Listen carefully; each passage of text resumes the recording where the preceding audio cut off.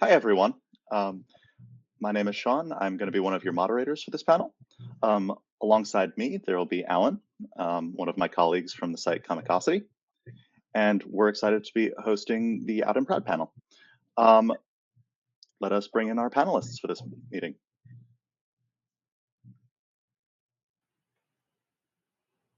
Okay. Hello. Hey. Hi, panelists. Hi. Hey there. So just to begin, could you introduce yourselves to the audience, say who you are, talk a little bit about your work? Sure. Do you want to go first? You can go first. Oh, okay. Hello, everyone. My name is Serendipity, and I work on the comic Otherworldly Travel Agency. Right. And hey, everyone. I'm Natasha.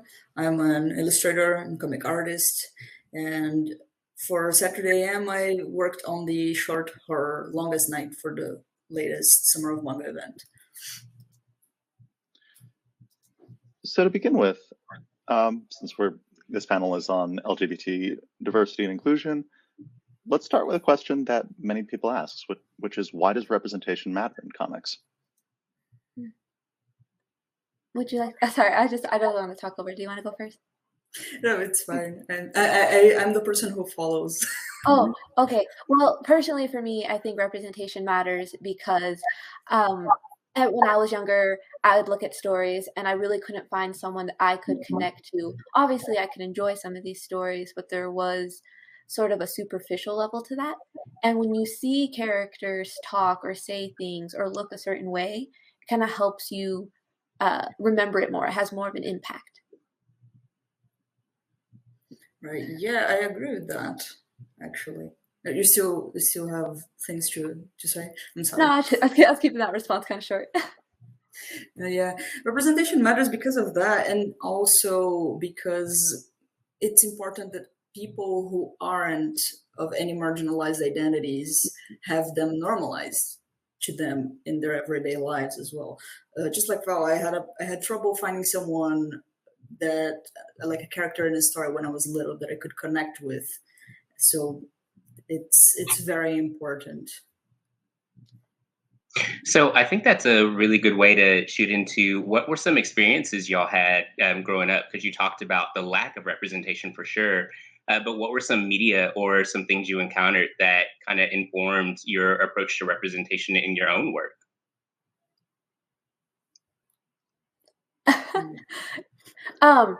For me, I really looked at the way that creators would tell these stories.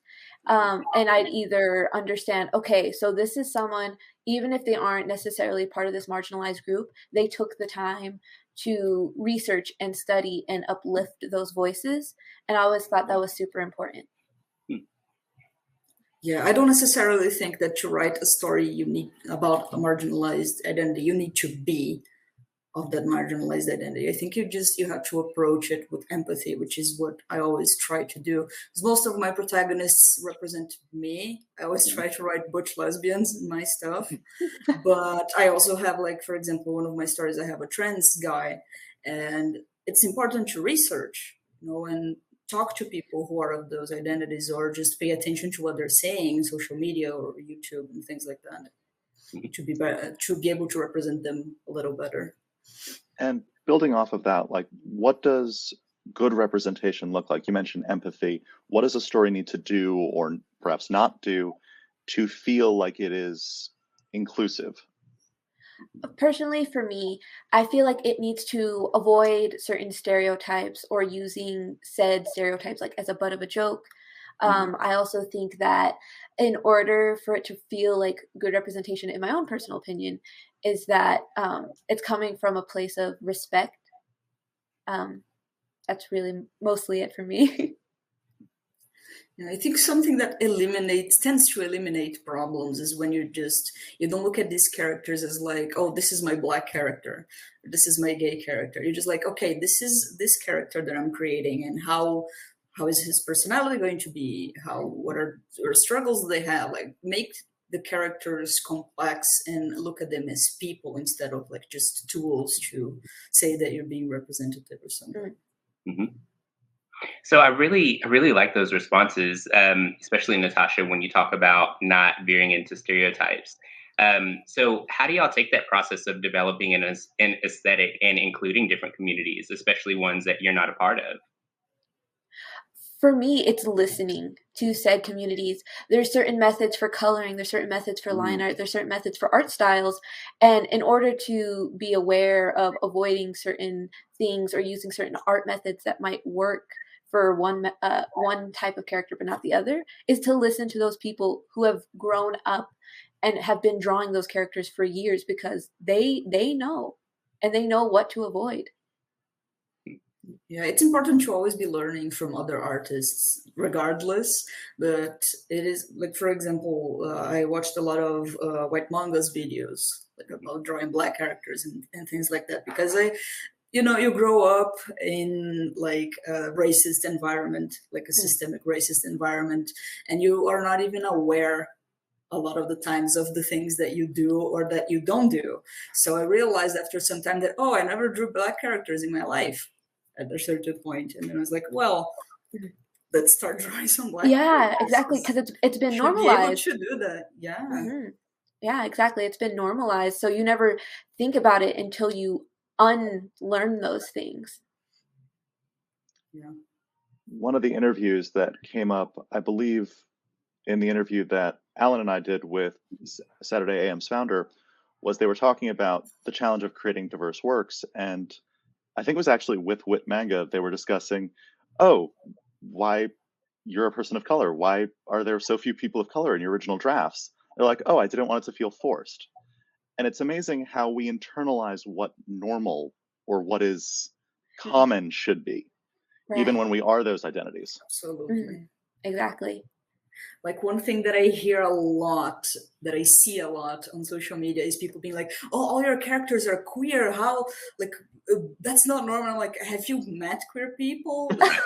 even when we don't know that we are all queer, like, we tend to pack together for some reason. There is something that links. It's like an unspoken energy, like, because there's that underlying communication and like understanding that they just kind of end up flocking together.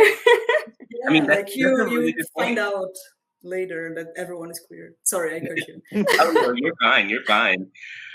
So I think that's a really great way, or a really great path to ask. How do y'all do that in your work? Because you're very real. Like, walking into a room with very few Black people, I noticed, the 2 or 3 across the room, and I'm like, we get it.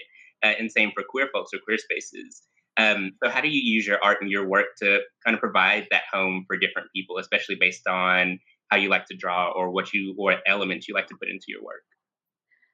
For me personally, it's a combination of both literal, like basically not exactly shoving it in your face, but saying like, hey, everybody, like, this character's gay, or having allegories in the story or the way that they speak. Because there is both spoken and unspoken language when it comes to representation.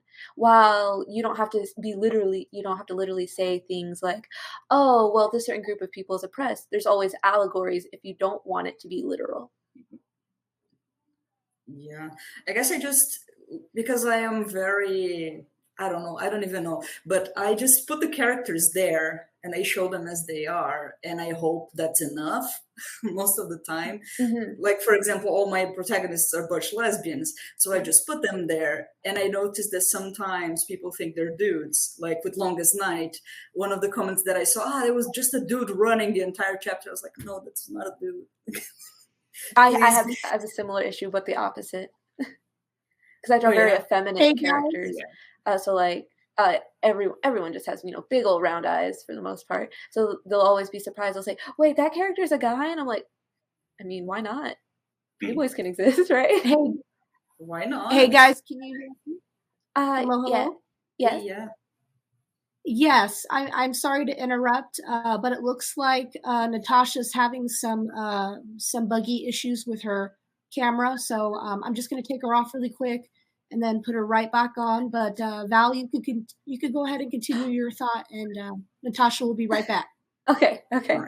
But I've had that issue. I like to normalize certain styles or certain visuals, because there's so many ways that people can look. There's men who exist in real life who are very effeminate. Like, why not draw it? Just stylistic things also kind of affect that, the way you grow up. I've always loved very pretty art, as my teachers like to call it, just pretty aesthetic, just a very decorative art. But it's what I like to draw, and if that affects the way that my characters look, I mean, that's what happens, right? So building on that, actually, you mentioned learning from people who draw marginalized characters in their art style. Do you use any tools like sensitivity readers or like preview your work toward a marginalized group you're not part of to review, like, am I doing this well? What does your process for that look like?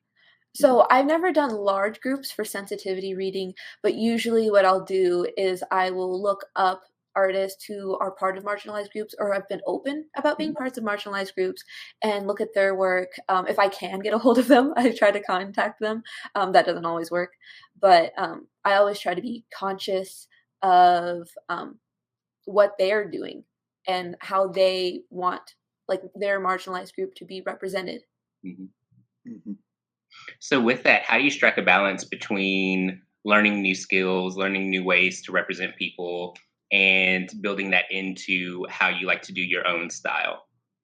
So for me, an end goal of mine with art has always been to be able to create characters that people can relate to. Now, there's not going to be one single character that everyone can relate to. So obviously the solution to that is to draw as many characters as possible, right?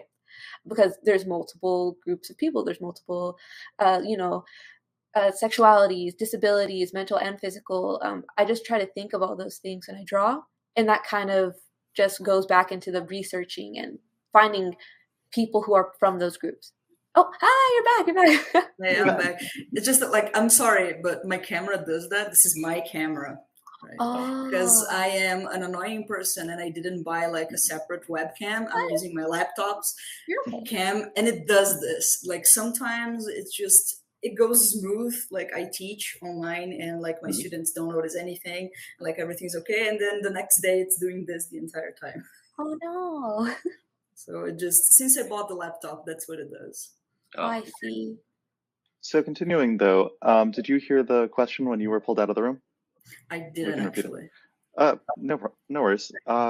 It was, as part of your process, do you use sensitivity readers or any kind of way to, I guess, validate feels like a very clinical word, but check what your work is and your depictions are what you'd like them to be? Right. At the moment, no, because like I'm a very small, like independent sort of creator, and I'm not even able to like pay my bills right now, so I can't pay other people. But what I do is usually like I seek out people who talk about representation of their own communities, and I try to read and absorb as much of their thoughts and opinions as I can before I try to, represent people in my own works. And if people like have valid criticisms, I'll always listen to them. Like if people think, for example, that I draw a character in a certain way or that I made them do a certain thing that they think is problematic, we can always talk about it. Like, I'm open to that. So, sorry, Sean. You can go ahead. Okay. So to follow up with that, how do you take your signature style and combine that feedback or any kind of criticism you get into what you typically do? It's like one problem I have: people don't pay attention to my work. So I don't have a lot of feedback right now.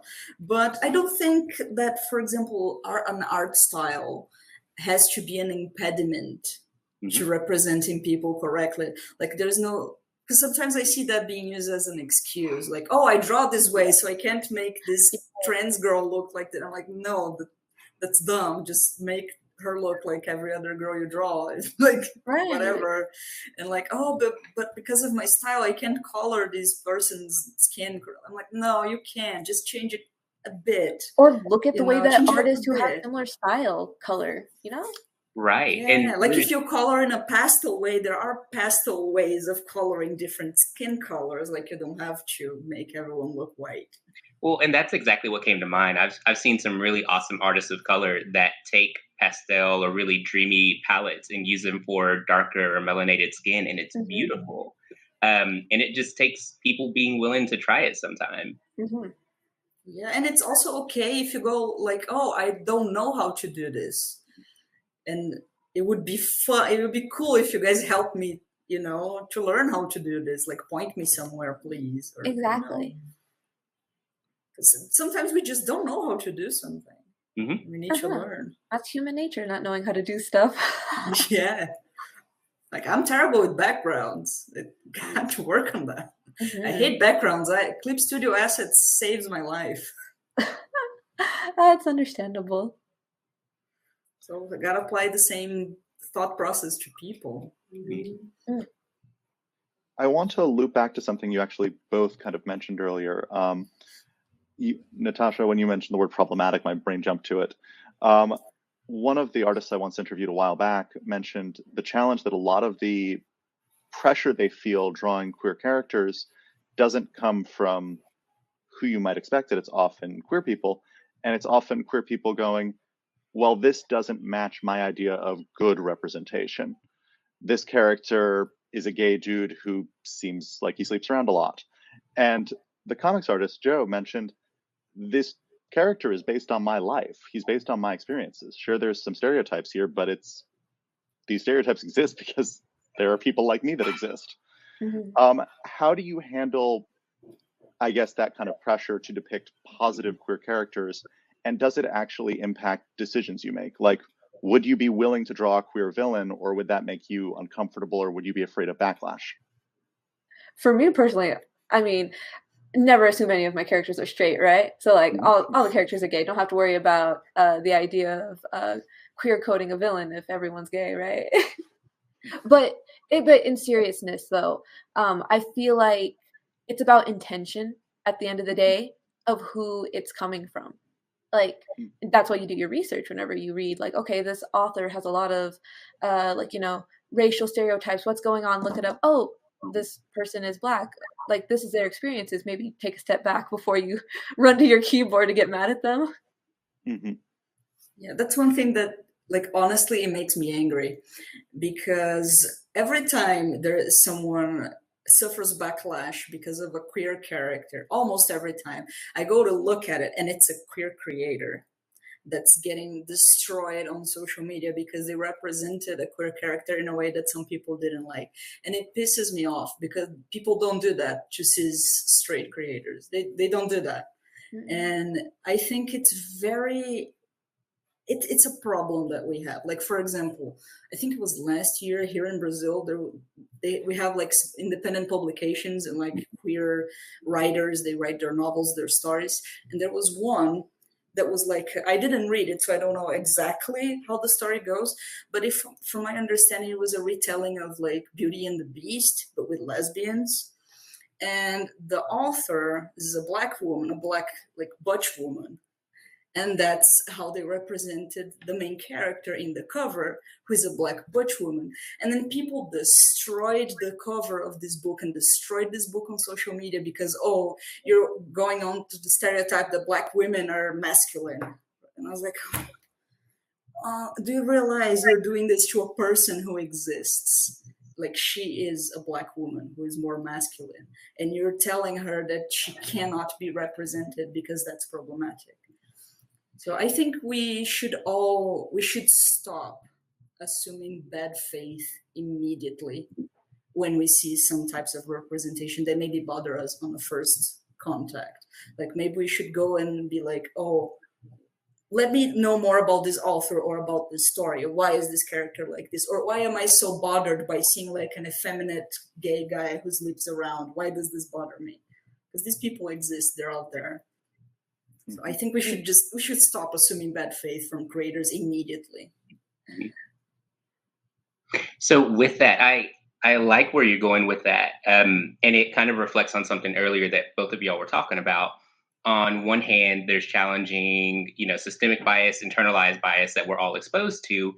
then on the other hand, we also have to contend with not having that. And so seeing some of the issues with very limited queer representation in particular. So how do you navigate that really, precarious, maybe, I'm not sure a good word to use for it, but that complex space where you're contending with the larger systemic issues, but also individualized experiences that might have some feelings about how you represent your characters? I've learned from a very young age, you're not gonna be able to please everyone, right? So it's really about being true to yourself and just doing what you can, because we're always learning and we're always growing. So it's impossible to know everything right away, right?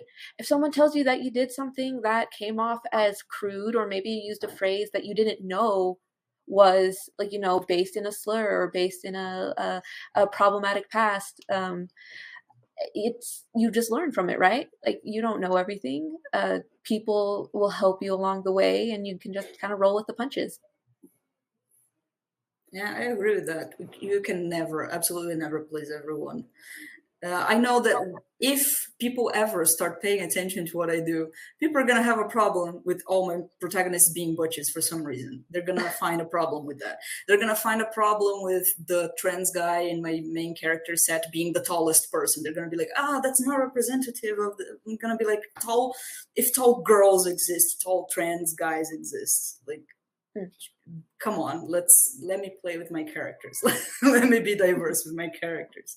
And people are always not gonna like something, and we can talk about it. Like, if people come at you like trying to be constructive or just pointing things out, I think that's fine. My problem is when people just try to attack and try to get other people to attack on social media, because that can destroy the will of the person to create their stories. But I think you're gonna have to try and navigate that somehow. But if people are attacking, I'm not in favor of giving them the time of day. Yeah, exactly. So actually building on that, because being a marginalized creator online often does mean getting attacked online, for better or for worse. Yeah.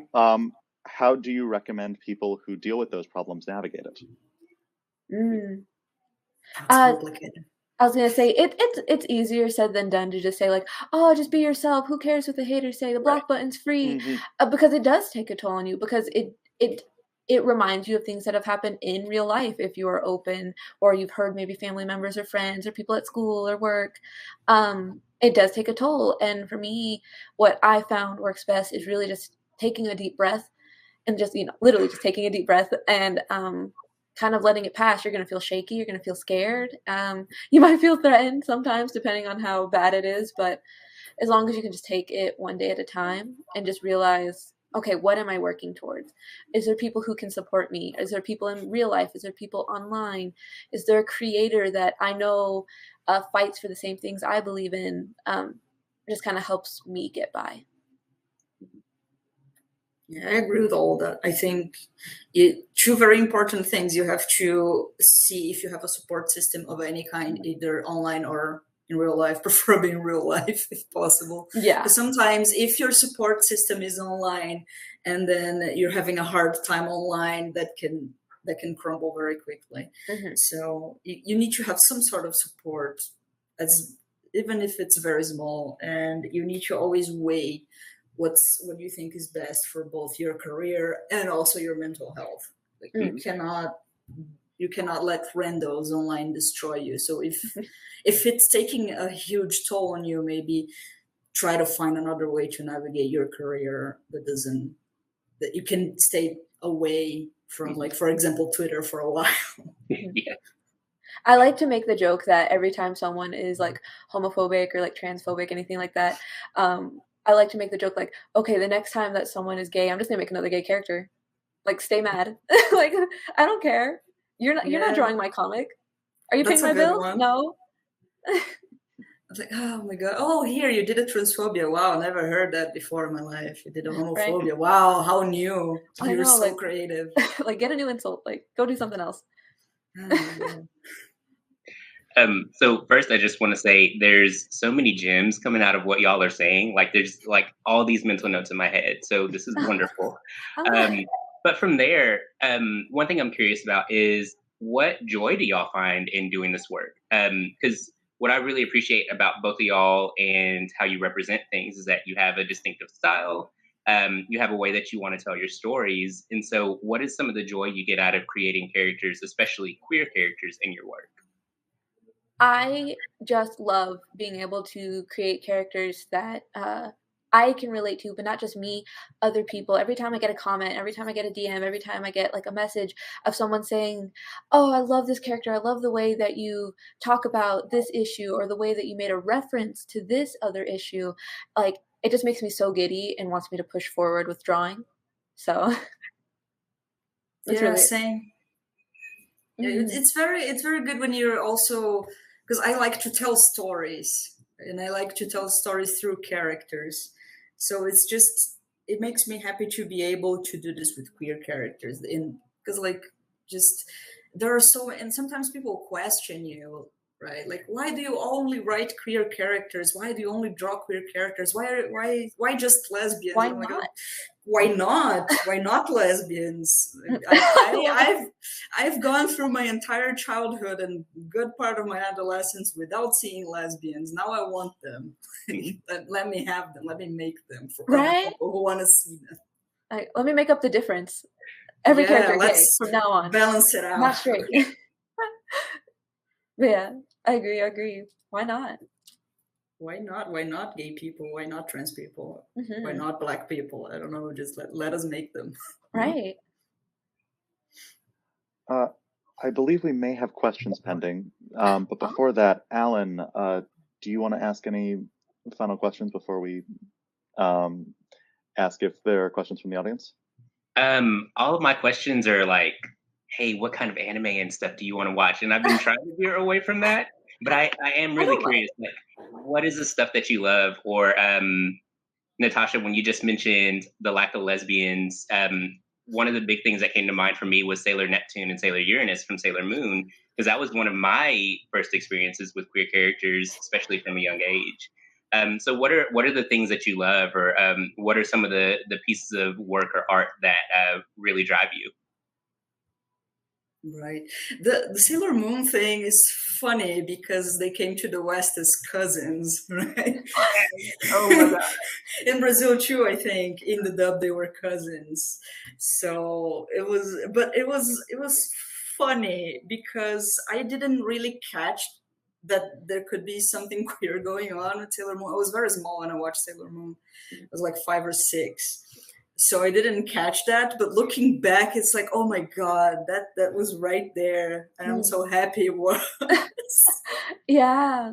I was gonna say I love it whenever it doesn't have to be explicit all the time. Like, because sometimes you can't get away with it if you're working with a big company, having characters who are explicitly gay or explicitly trans. So sometimes you just have to sprinkle it in with a little language or a little design that lets people go, wait a second. Okay, I see you. I see what you're doing.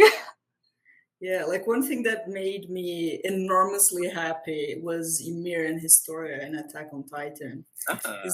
To me, that's like, yeah, they're there. And if you want to deny that they're queer and they had a thing, good luck, because it's kind of hard. They were right there just being themselves. And it's, to me at least, it was extremely explicit.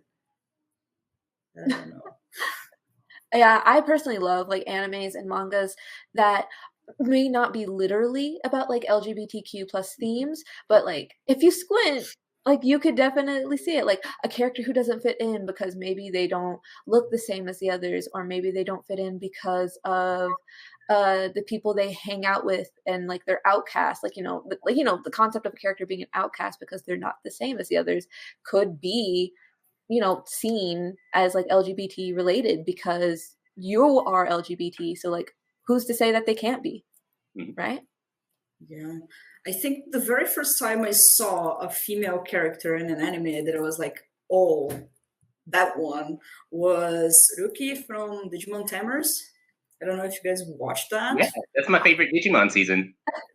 Mine too. Digimon Tamers Yes. is everything. Great, found another one. So, and I put my eyes on her. She showed up on screen, and I was like, "That's a good girl character." Like I was like, what, 13, I think. Yeah. And it's very good to see that, because she wasn't a butch woman, but she was like tomboyish, and it was there in the screen. Like you could see that she had that problem, and she had like this more boyish sort of expression, and people didn't like that. Like her mom was always trying to put her to things like, oh, you're gonna be a model like me and put this dress on and let's go to this photo session. And you could see that she hated every second of it. And that was the first time that I related to a female character in an anime. It was very strong, Digimon Tamers.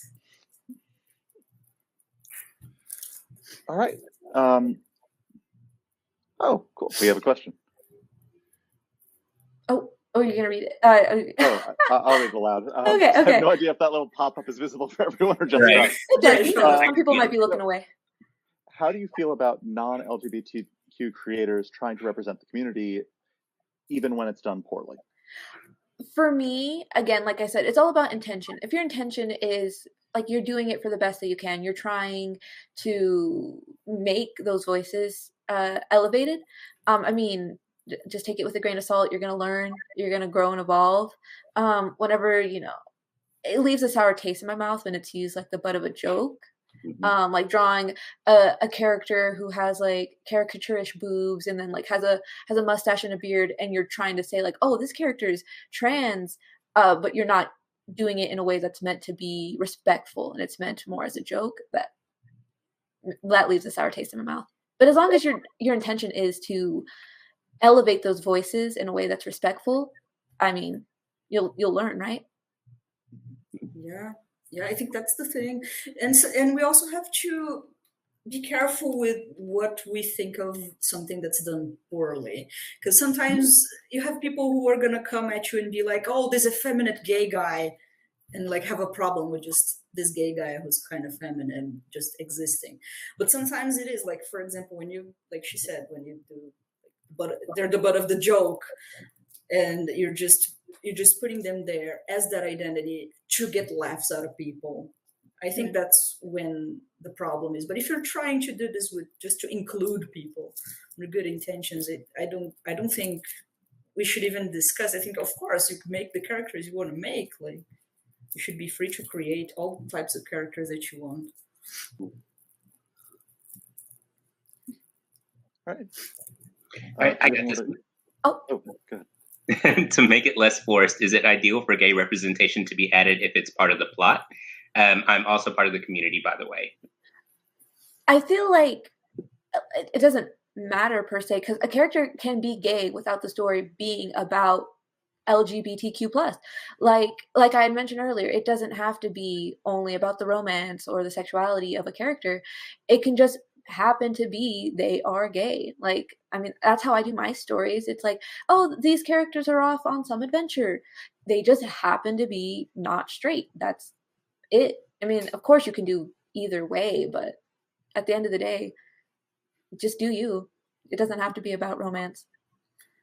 Yeah, I don't think that affects it. Like, you can write a romance story, or you can write like a coming out story, or a story about prejudice and oppression, but you also don't have to do that, and they can just be who they are. I don't think that should be something that you're so worried about. I think either way is fine. I also write my stories kind of like that. Oh, this is like a sci-fi thing with people who blow each other off with space lasers, whatever, and they're gay. Yeah, exactly. Yes, exactly. That's why I love number 6. It's just like, oh, dystopian, like, but they're just gay. That's it. But they're also, taking down the government. Woo. Absolutely.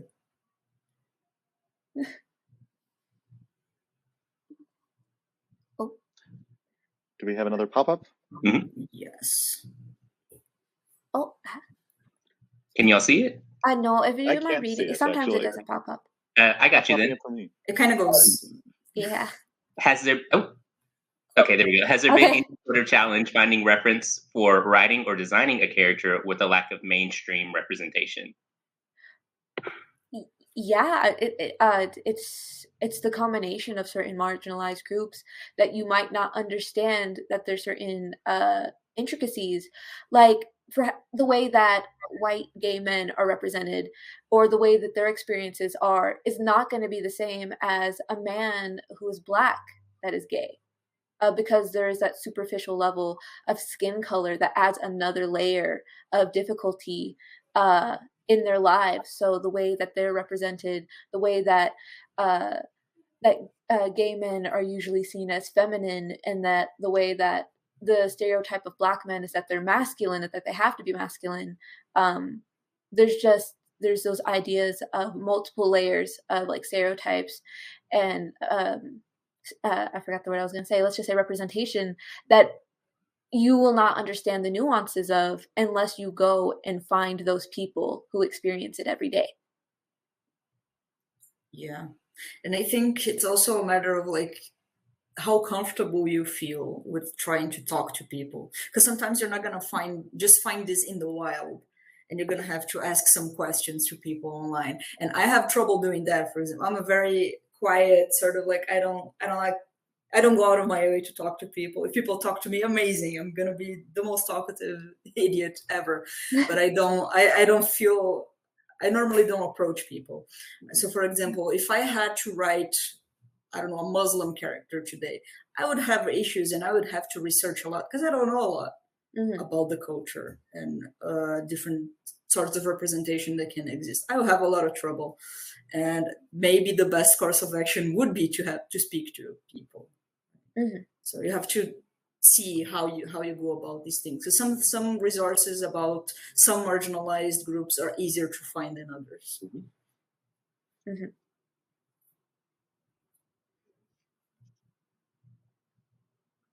Do we have another pop-up? I don't see it on my side. They were popping up earlier, but not. Sometimes they pop up, sometimes they don't. So. Yeah, I can see it though. So I guess whenever there's a pause, I will jump right in. Okay, yeah. In your opinion, what are some well-done examples of LGBTQ characters in comics, anime, and manga? Thank you for asking that question because it has definitely been on my mind too.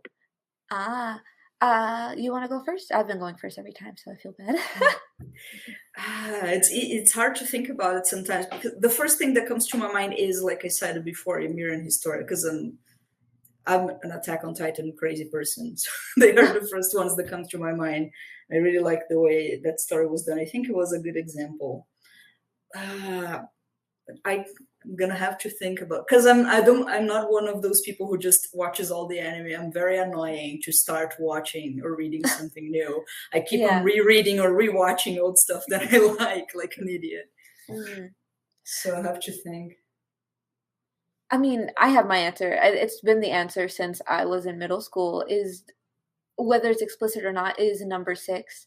The relationship between Shion and Nezumi has been something that is stuck in my mind for years. I mean, I wrote a whole college paper about the idea of like representation that's both literal and allegorical, and how it's both spoken and unspoken for representation for those who want to see themselves on screen without it being fetishized or turned into the butt of a joke. So I really think number 6 is an awesome example of it. I just remembered something kind of obscure. I don't know if you guys are going to remember if you watch Full Metal Alchemist or read Full Metal Alchemist. There is that one guy who trains Winry in like automail making. I think his name is Garfield.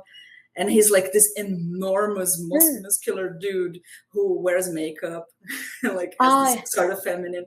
And the first time I saw him, I was like, I don't know how I feel about this, but I was like, why am I finding an issue with this? Because he's not being used for anything. He's just in the background. Right. When he shows up, he doesn't even speak a lot. He has like a couple of lines throughout the story, and it's like he's just there. Like he's not like a important character or anything, but I just remembered him right now. And that actually kind of dovetails nicely with something you mentioned earlier, which is that stereotypes and depictions aren't necessarily bad. Like one of the things that you see a lot in anime and manga is kind of this archetype of the muscular gay dude who wears makeup. But that doesn't mean that it's necessarily a bad depiction. There was a conference that discussed this. I think it was an Otakon panel on this topic a while back, and it was like One Piece, which admittedly I do not watch. So if I butcher this, apologies. I don't watch it either. Don't feel alone. I watched 4 episodes so far. There was apparently an island of people who were like this, who were like cross-dressing gay dudes.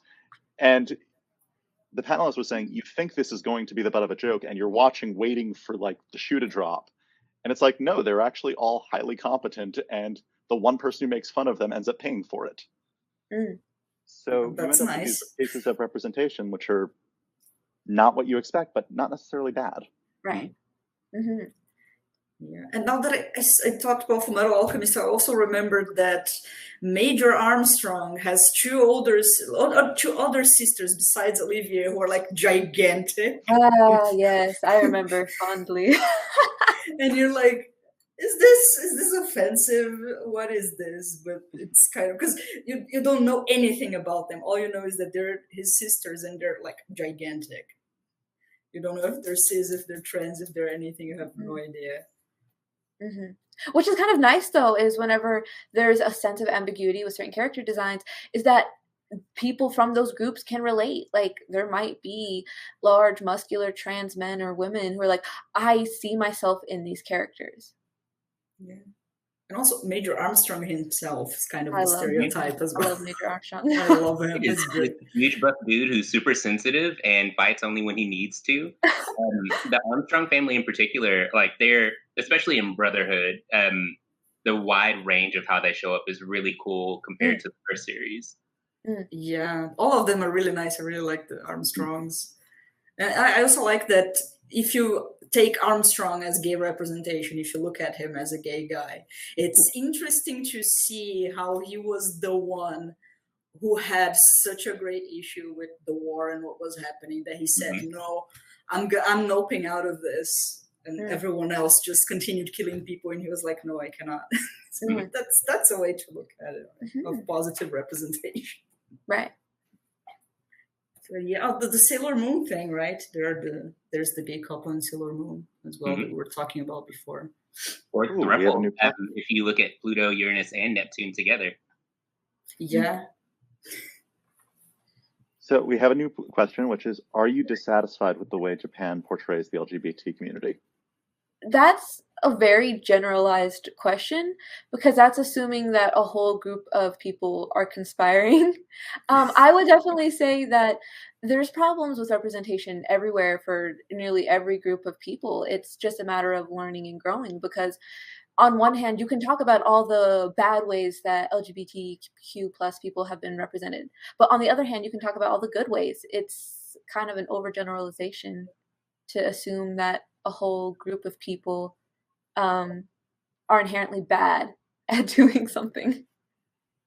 Yeah, I think there's always room for improvement on any market, right? Japanese market, American, Brazilian, there's always room for improvement. I do think that sometimes either they just pretend we don't exist in the like mainstream Japanese manga market, or they allow like very narrow sort of, or just not that they allow, but it's the most stereotypical types of like identities that go to the surface or that exist in the more mainstream stories like shonen, shoujo, and things like that. Right. But you also have like the specific markets. You have like an insane BL market in Japan that is very diverse, GL as well. You can find all sorts of stories and characters in there. So I think it's like everywhere. It's a matter of knowing where to look, because if you only look at the mainstream, you're not going to find what you're looking for, probably. I'd actually like to add something onto that. Ribbity, did I interrupt you though? Nope, no. Okay. So with that, because that's on my mind a lot too. And this came up in a conversation recently around the idea that Yuri on Ice was queer baiting. And I was like, I don't really know if you can say that given how explicit some of the behavior is, but also for y'all, like, how do you look at another country like Japan or think about just cultural and global, exchanges of ideas in media you know, where are the lines and where we can say, oh yeah, that's homophobic, but also where do we need to step back when we're talking about a completely different global culture than what we may be used to? And it's worth noting at that, just kind of tagging onto that question, that kiss scene in Yuri on Ice aired at 1 a.m. in Japan because it was considered sufficiently adult that they needed to put it into an adult block. That's so like dumb. when we talk about the global things, there's also the, as one of you said earlier, what can the author get away with? Mhm. Yeah, and I sometimes I think people are very quick to call things queer baiting. So sometimes it feels like, oh, you baby's first word, like you learned the concept of queer baiting and now you're applying it to everything. And I'm like, oh, come on. Because to me, I never even watched the entirety of Yuri on Ice. I know everything that happens because everyone talks about it all the time. And I've watched the scene, the kiss and everything. So I look at that and I'm like, how can you say this is queer baiting? Because they didn't like explicitly kiss and like have a wedding or something. Like sometimes I think people are very attached to the idea of a couple kissing in like explicitly on screen. Otherwise they're not like you can't prove they're queer. And to me that's kind of limiting and Yeah, exactly. I agree 100% with that. It goes back to it goes back to the idea of having to like prove something. Gay people can exist without having to say that they're gay. They just are. Like, yeah, there's a difference, right, between you doing a Dumbledore and just having them exist in yeah, real life. exactly. But I like that answer because it leads very well to how you mentioned intent earlier. How do we look at representation that is author ad after the fact versus how do we look at representation that is implied versus how do we look at representation that is unquestionably there? Again, like how you just mentioned the word intention for representing a certain group of people means that you were there for them through thick and thin, not just when it was convenient for you or whenever you're losing attention of certain groups or you want to add a certain group of people to your fan base. Not to throw shade, but it's but throwing a lot of shade. No, I think you're onto something. We You can throw all as the much shade as we want in this panel. Indie creators have been doing it forever because we want to share those stories. I mean, some people care about making money because yeah, we want to eat. But if you're doing it just because you want a bigger fan base or you want to spice up your lore, that's not, I don't feel like that's representation, especially when it's added after the fact. Like years. It's not even like, like a year after I want to reprint this because I don't feel like I represented this gay character correctly. It's, oh, surprise, haha, they're gay now. Vibes, yes, queen, slay. Oh my god. Yeah, I cannot talk about She Who Must Not Be Named. I've been so angry. I admired this woman so much, but well, then she just destroyed everything. But yeah, I think there is a difference when you're just either trying to include people because you want to be inclusive, or you're just like, hey, these people exist, I'm gonna put them here. Like you don't necessarily care that much, but they're there and it's fine. Or when you're just like she said, like, looking back, maybe this guy here could be gay. Like sometimes you even veer into like the bad use of stereotypes. Like, why did you choose this specific character to be the one you're saying that's gay now? Like, what is there that's making you say that?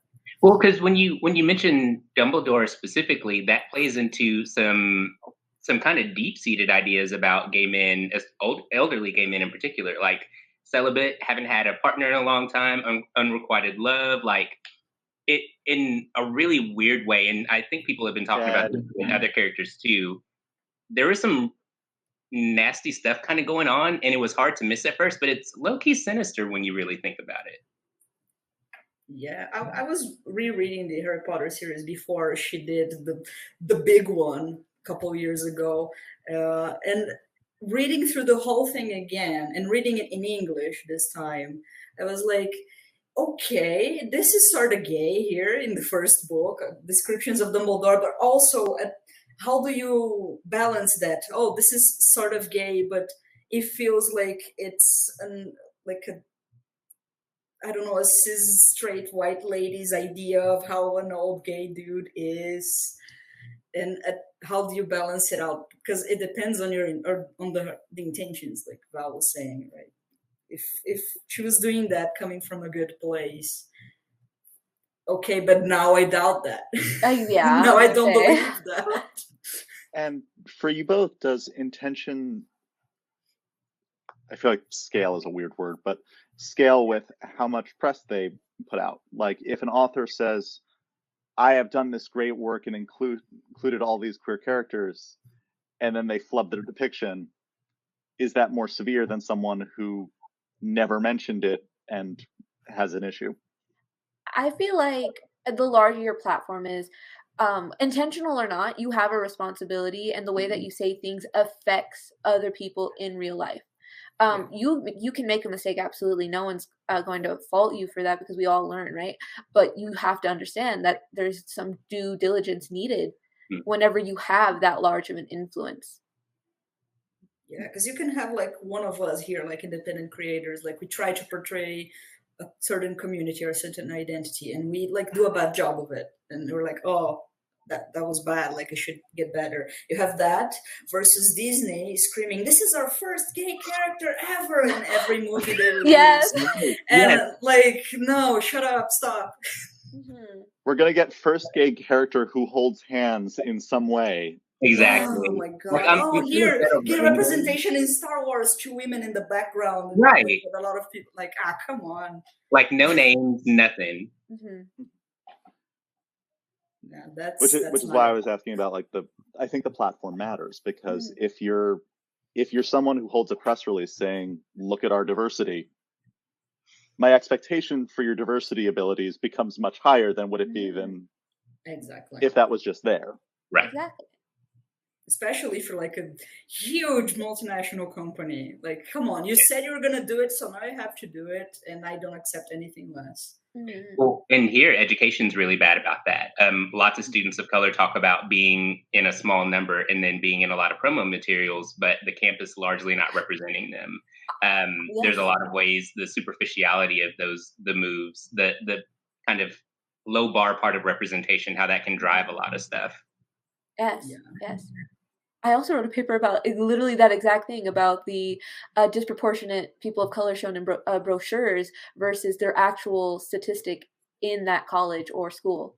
God damn. So educational, this panel. Wow. Yeah. For real. So since I know we're running low on time, perhaps we should close on something that might be slightly more uplifting. Right, yeah. Which is, how do you see diversity, and specifically queer diversity, developing in comics? Do you believe it's getting better? Do you believe it's getting better only in certain spaces? What is your kind of forward outlook? For me, to make it brief, I think the rise of being able to crowdsource indie comics has really allowed queer creators and other marginalized creators to have a bigger voice in the industry and get their foot in the door. Yeah, and on top of that, you also see some development right now with like, for a while you've seen it with like Marvel and DC and things like that. They have their gay characters that are explicitly gay or bisexual or other identities in their comics, and you can look at it in a cynical way, like, oh, they're pinkwashing or whatever, but they're there. We can have our criticisms of it when big companies do it, but they're there. They exist, and people are having to get used to it slowly, but they are. So I think it is getting better, and I think we can make it even better with the growing like independent scene with more and more queer creators making their stories. All right. Yeah. I think that may be time. Thank you so much for joining us, everyone. And Alan, do you have any final words? Just that this was a really awesome way to spend our time on a Sunday morning. And Val and Natasha, y'all were excellent panelists. You had some really great and insightful answers. Thank you, guys. Oh, where can people follow you or find your work? Yes. Okay. You can follow me at Serendipity on literally everything: Twitch, Instagram, Twitter. Every time you get mad that a gay character is gay, I'm gonna make another one. So watch out. Right, I'm at Natasha_Nightmare on almost everything. Not Twitter, but if you find my Instagram, you'll also find my Twitter because it's all linked together. So Instagram at Natasha Nightmare, and you find me everywhere. All right. Well, thank you everyone for joining us, and yeah. Yay! Bye everyone. Right. Thank you guys. Thank you. Everyone. This was awesome. Yes. was Thank fun. you. Bye. Bye. Farewell.